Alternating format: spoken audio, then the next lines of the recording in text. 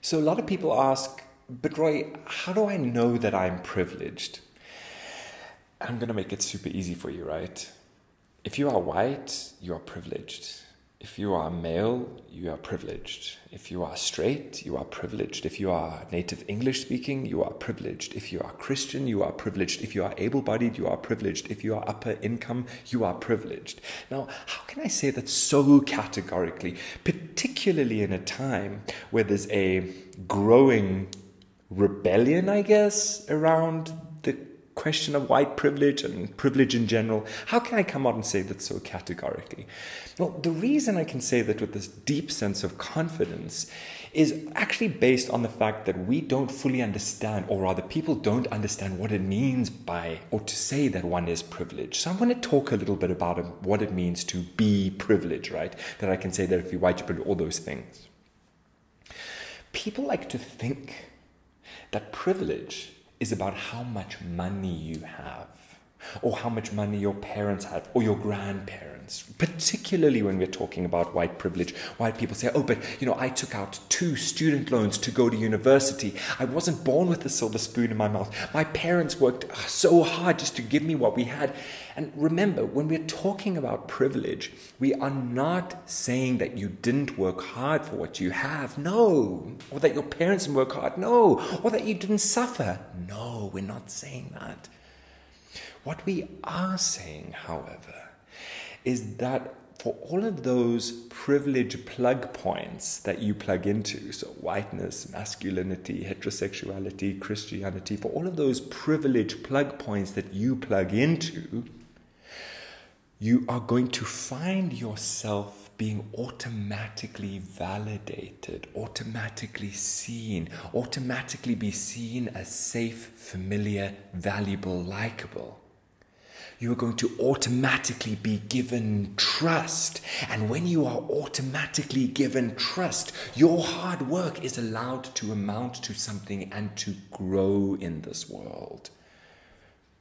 Why is whiteness, masculinity, heterosexuality, Christianity automatically seen as safe, familiar, valuable, likable, and worthy of trust? Well, because we have a history that has created a social hierarchy through white supremacy, through male dominance, through heteronormativity that says that white people are the most trustworthy, the most suited for leadership, the only people who should be running things, that men are the only people who are logical enough for leadership, that should be in government, that heterosexuality is not sinful, it is godly. All of those value judgments have been created to create the social hierarchy. So we have a history that we've inherited that says that certain attributes, whiteness, masculinity, heterosexuality, Christianity, English speaking, automatically attach safe, familiar, valuable, likability, and trust.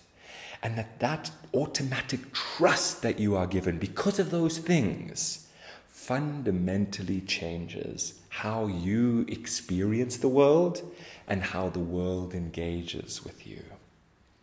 So when we are talking about privilege, we are not saying it's about how much money you have or that you didn't work hard. No.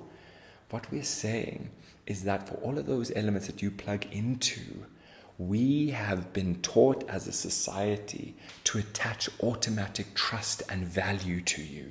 And if I always see you as valuable, I'm going to treat you much better. I'm going to treat you in a different way. I'm going to show you a bit of respect. If we are always taught that some bodies are not valuable, why would I actually give you the right of way or take a chance on you? Or even, I'm not going to do it. And can you see how if I don't automatically trust someone and don't take a chance on them, then it's going to be really hard for them, for their hard work to grow, because they're rarely going to have that opportunity. But for me, who's automatically given trust, and then I succeed because of my hard work, all of a sudden I'm flourishing. So when we're talking about privilege, do I have privilege or not?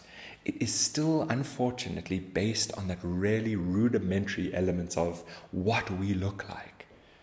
Because our bodies are still coded in hundreds of years of constructed meaning. Privilege is nothing more than how much trust and value and safety and likability and familiarity we are automatically given by others.